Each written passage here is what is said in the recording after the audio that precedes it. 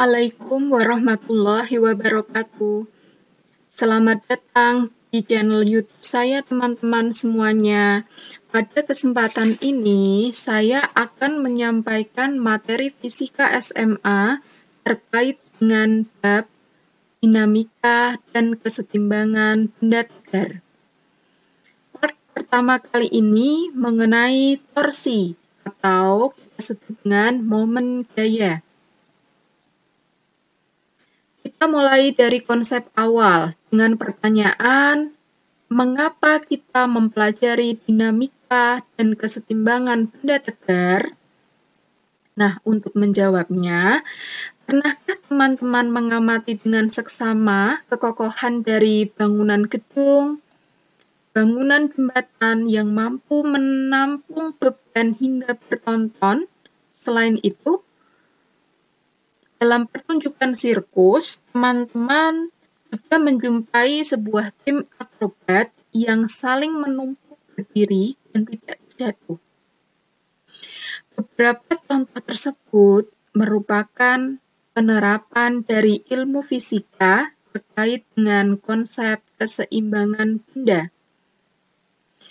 Pemahaman dan perhitungan mengenai gaya-gaya yang bekerja pada benda, dalam hal ini bangunan gedung ataupun jembatan, agar tetap dalam keadaan setimbang dan tidak ambruk sangat penting, khususnya bagi para ahli teknik dalam merancang atau membangun gedung maupun jembatan.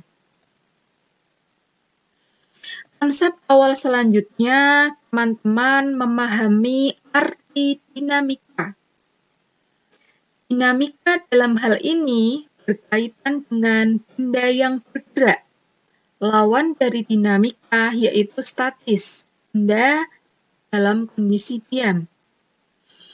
Pada pembelajaran materi kelas 10, teman-teman sudah mengenal dinamika partikel, yakni benda yang diam atau bergerak dianggap sebagai titik materi atau ukuran benda diabaikan. Sehingga gaya-gaya yang bekerja pada benda hanya mungkin menyebabkan gerak translasi atau di sini gerak lurus, gerak melengkung, atau gerak parabola. Berbeda dengan dinamika benda tegar, yakni ukuran benda tidak diabaikan. Atau kita mengenal yang namanya titik pusat massa, sehingga gaya-gaya yang bekerja pada benda dapat menyebabkan gerak translasi dan rotasi. Contoh mudahnya seperti gerak drum yang sedang menggelinding. Nah, gimana? Kalian sudah mengetahui perbedaan keduanya, bukan? Hal itu sebagai pengetahuan awal kita dalam membahas materi dinamika dan kesetimbangan benda tegar. Teman-teman, kita masuk pembahasan awal tentang dinamika benda tegar. Ini belum masuk kesetimbangan benda tegar ya, masih dinamika benda tegar. Dinamika benda tegar menyebabkan benda bergerak translasi atau rotasi. Ini contoh tampilannya, yaitu roda yang sedang bergerak translasi lurus dan juga berotasi terhadap poros roda. Kenapa demikian? Untuk membahasnya, kalian dikenalkan dengan besaran fisika, yaitu torsi atau momen gaya dengan simbolnya τ, kemudian momen inersia dengan simbolnya I, dan momentum sudut dengan simbolnya L. Dan tidak lupa konsep awal kita di kelas 10 terkait posisi sudut, percepatan sudut, jangan dilupakan ya, karena sebagai konsep awal juga dalam membahas dinamika benda tegar.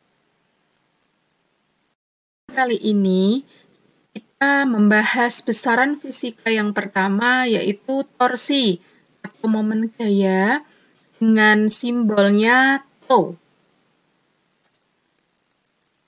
Apakah torsi atau momen gaya itu? Coba perhatikan ilustrasi berikut ini. Menurut Anda, posisi tangan mana yang lebih sulit dalam memutar ballpoint? Tentu pastinya kalian menjawab ilustrasi ini lebih sulit yang B. Kenapa ya? Sebelumnya, amati kembali ilustrasi yang kedua ini. Menurut Anda, pintu akan mudah terbuka bila diberikan gaya tarik sesuai gambar nomor berapa ya? Oke, tentu kalian menjawab gambar 3. Dari kedua ilustrasi tersebut, diperoleh bahwa lengan torsi mempengaruhi kesulitan dalam perputaran ballpoint dan memudahkan pintu untuk terbuka. Ketika ujung ballpoint sebagai poros putar, tentu saja besar lengan torsi sama dengan panjang ballpoint. Namun berbeda bila titik tengah ballpoint sebagai poros. Besar lengan torsi sama dengan separuh panjang ballpoint. Semakin besar lengan torsi, semakin besar pula nilai torsi atau momen gaya yang dibutuhkan, sehingga ilustrasi B lebih sulit. Ballpoint akan lebih sulit berputar pada ilustrasi B. Selanjutnya, begitu pula dengan ilustrasi saat membuka pintu. Apabila kita menggunakan gaya yang sama besar F dengan sebesar 10 Newton, kita akan lebih mudah membuka pintu pada ilustrasi ketiga.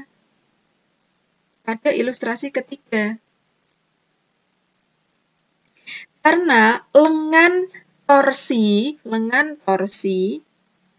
lebih panjang, maka menghasilkan besar torsi atau momen gaya yang lebih besar pula, sehingga memudahkan kita untuk membuka pintu. Dimana dalam ilustrasi pintu ini, engsel sebagai poros putar. Pada intinya, torsi atau momen gaya dipengaruhi oleh lengan torsi yang kita beri simbol R dengan topi. Artinya dia termasuk besaran vektor. Selanjutnya, gambar mana yang lebih mudah menggunakan kunci Inggris untuk membuka mur atau baut? Oke, benar. Yaitu gambar 2 dan 3. Kunci Inggris akan lebih mudah bekerja jika kita beri gaya dengan arah seperti gambar 2 dan gambar 3. Mur baut sebagai titik porosnya dan panjang kunci Inggris sebagai panjang lengan torsi. Intinya, besaran torsi bergantung pada dua hal, yaitu lengan gaya yang pertama dan yang kedua adalah gaya itu sendiri dengan simbol F topi. Pertanyaan selanjutnya, kenapa bukan gambar 1? Padahal gambar 1 sudah diberikan gaya. Mari jawabannya terdapat penjelasan di slide selanjutnya. Jadi, torsi atau momen gaya atau TO adalah besaran vektor yang besarnya bergantung pada besar gaya F dan lengan torsi R, serta tegak lurus antara garis kerja gaya dan sumbu porosnya. Ini gambarnya.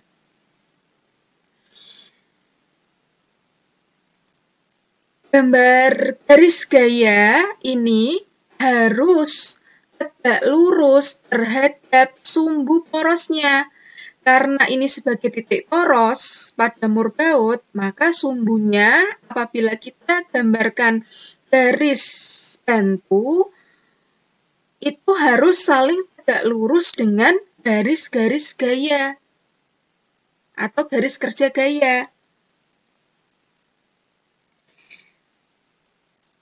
Sehingga dalam matematisnya, torsi memiliki persamaan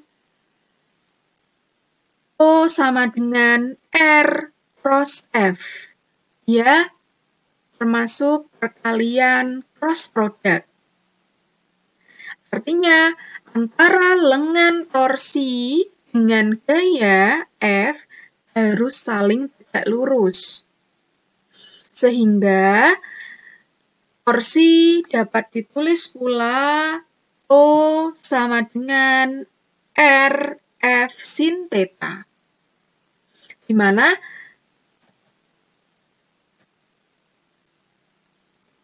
O sebagai torsi dengan satuan Newton meter, R sebagai lengan gaya dengan satuan meter, F sebagai gaya dengan satuan Newton, theta sebagai sudut antara garis gaya dengan sumbu poros.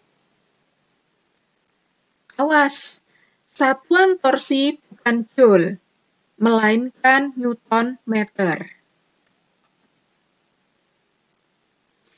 Torsi adalah besaran vektor, sehingga mempunyai besar dan arah. Bagaimana cara menentukan arah dan besar torsi? Yaitu dengan kaidah tangan kanan. Ibu jari sebagai arah torsi dan jari-jari tangan kanan sebagai arah yang menunjukkan dari kepala vektor gaya F ke poros rotasi. Coba perhatikan gambar A dan B. Pada gambar A, terdapat benda yang berotasi, di mana memiliki R dan arah F tertentu. Karena dia memiliki lengan dan poros dan juga gaya, maka benda tersebut ketika berputar memiliki arah torsi. Arah torsinya kemana? Nah, kita menggunakan kaidah tangan kanan, jari-jari tangan kanan itu kalau kita lihat dari kepala vektor gaya menuju pusat akan menghasilkan kaidah tangan kanan seperti gambar ilustrasi A ini. Sehingga ibu jari kita mengarah ke atas. Nah, ini ibu jari kita yang menunjukkan arah torsi. Sehingga dari gambar A itu jari tangan berputar berlawanan arah jarum jam. Arah ibu jari ke atas atau menuju sumbu Y positif. Maka nanti nilai torsi positif. Nah, besarnya positif. Berbeda dengan gambar B. Dari gambar B, apabila kita menunjuk antara ujung F menuju pusat, maka jari tangan kita mengarah pada perputaran yang searah dengan jarum jam. Sehingga arah ibu jari kita sebagai arah torsi mengarah pada sumbu Y negatif. Maka nilai torsi negatif. Kenapa pada hal ini kita menyebutkan Y positif dan Y negatif? Kalian harus mengingat sumbu koordinat. Saya akan menampilkan sumbu koordinat. Nah, ini sumbu koordinat. Di mana ini adalah sumbu koordinat Y, ini sumbu koordinat X, ini sumbu koordinat Z. Yang lawannya itu sebagai negatifnya. Nah, selanjutnya kita masuk pada latihan soal mengenai torsi atau momen gaya. Soal yang pertama, hitung besar dan arah momen gaya terhadap poros O karena gaya F seperti gambar. Di sini dalam gambar O sebagai poros, di mana ada batang dengan panjangnya R-nya 4, batang dengan lengan panjangnya 4 meter, yang diberi gaya seperti gambar dengan sebesar 10 Newton.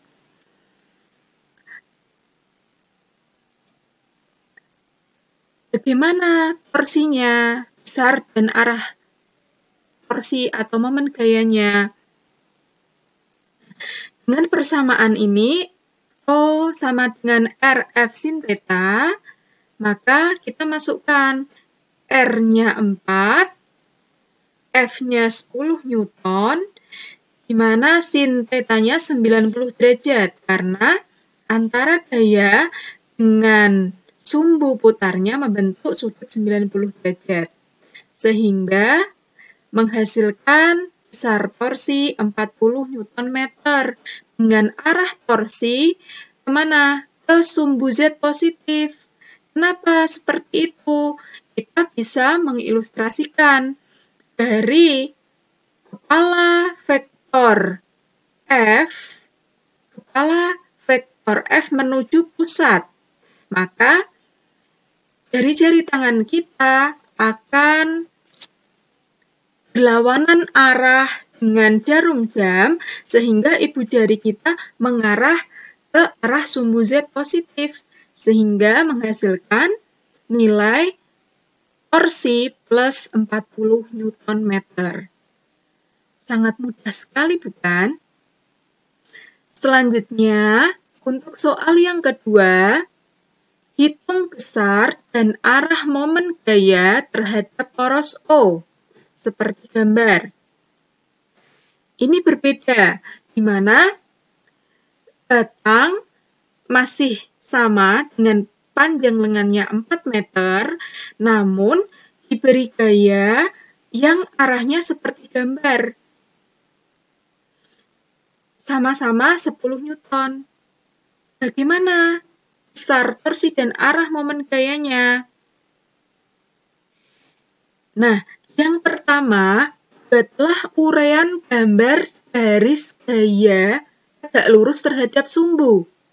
Nah, gimana ketika kita menggambar garis gaya ini ke belakang, itu tidak membentuk sudut 90 derajat terhadap sumbu. Maka ketika garis gaya itu membentuk sudut 90 derajat ketika kita uraikan arahnya ke bawah. Kenapa kok tidak diuraikan ke atas? Karena jika diuraikan ke atas, maka dia akan sejajar atau segaris dengan sumbu. Sehingga seperti ilustrasi sebelumnya akan menghasilkan yang 0. Untuk itu, jika kita uraikan garis gayanya menjadi F sin theta, kalian harus sudah mengenal ini. F sin theta itu dari uraian vektor F. Maka nilai torsinya adalah RF sin theta, di mana sin theta-nya adalah 30 derajat. Theta selalu dihitung dari sumbu X terhadap sumbu X. Jika terhadap sumbu X ini membentuk 30 derajat. Maka hasilnya nilai torsi yaitu sebesar 20 Nm, di mana arah torsinya ke sumbu Z negatif. Kok bisa? Kalau kita ilustrasikan dari kepala F sin theta menuju pusat, maka jari-jari kita akan searah dengan jarum jam, sehingga ibu jari mengarah ke arah sumbu Z negatif. Sehingga nilai torsinya adalah min 20 Nm. Kita masuk pada latihan soal nomor 3. Soal nomor 3 lebih kompleks dari soal nomor 2 dan 1. Coba perhatikan gambar. Dari gambar memiliki pertanyaan, tentukan torsi tiap gaya dan torsi totalnya terhadap poros O sesuai gambar di bawah ini. Di mana dari gambar ada 4 buah gaya. Yang pertama F1, F2, F3, dan F4. Di mana porosnya terletak pada titik pusat massa dari persegi panjang. Bagaimanakah tiap torsi tiap gayanya? Nah, tentu buatlah uraian gambar garis gaya yang tegak lurus sumbu guna menentukan arah torsi plus atau minus. Dari gaya 1, apabila sumbunya itu di O, maka ketika kita menggambar garis gaya, menggambar dengan garis bantu gaya, kita perpanjang, itu akan membentuk sudut 90 derajat antara lengan gaya dari lengan torsi 1 dengan gaya yang pertama. Sehingga apabila kita mencari arah torsi, itu dari kepala gaya menuju O akan searah dengan jarum jam tangan kita, jari-jari tangan kita, sehingga torsinya bernilai negatif. Selanjutnya, ini untuk F2. Apabila F2 ini saya buat garis bantu, saya teruskan. Nah, ini terhadap poros O itu akan segaris. Nah, padahal syaratnya lengannya itu membentuk saling tegak lurus. Untuk itu, F2 kita uraikan agar dia terbentuk tegak lurus terhadap sumbu. Apabila kita uraikan vektornya ke arah Y, maka akan terbentuk vektor F2Y atau F2 sin 37 derajat. Sehingga memiliki lengan torsi R2Y sebesar 20 cm. Begitu pula dengan uraian ke arah sumbu X. Kita mendapatkan F2X atau sama dengan F2 cos 37. Sehingga dia akan membentuk saling tegak lurus terhadap R2X ini. Nah, sehingga dari F2 ini terdapat dua uraian, yaitu F2Y dan F2X. Dengan kita menganalisis arah torsinya itu yang F2Y positif dan F2X negatif menggunakan kaidah tangan kanan. Selanjutnya untuk F3 yaitu 20 Newton dengan arah seperti berikut. Kalau kita gambar garis gaya F3, maka dia sudah saling tegak lurus dengan R3. Nah, secara perhitungannya yaitu sebagai berikut. Ini untuk O1, yaitu terkait dengan F1, menghasilkan nilai min 1 Newton meter. Kemudian untuk O2Y menghasilkan plus 0,96 Newton meter. Untuk O2X, ya kita menggunakan F2X ya. F2X-nya adalah F2 cos 37. Nah, menghasilkan min 0,64 Newton meter. O3 menghasilkan plus 2 Newton meter. Dan O4, ketika kita menggunakan garis-garis gaya, itu dia tidak punya lengan torsi. Sehingga lengan torsinya 0, maka menghasilkan O, yaitu 0, O4-nya. Nah, untuk menjawab O total, yaitu kita jumlahkan semuanya. O1 plus O2Y plus O2X plus O3 plus O4, sehingga menghasilkan O totalnya adalah plus 1,32 Newton meter. Artinya, nilai plus ini mengarah ke arah torsi yang positif. Dengan arah jari-jari tangannya berlawanan arah jarum jam. Demikian bab mengenai torsi. Selamat belajar fisika. Jangan lupa like, komen, subscribe, dan klik tombol lonceng untuk mengetahui video-video terbaru selanjutnya. Sampai jumpa. Wassalamualaikum warahmatullahi wabarakatuh.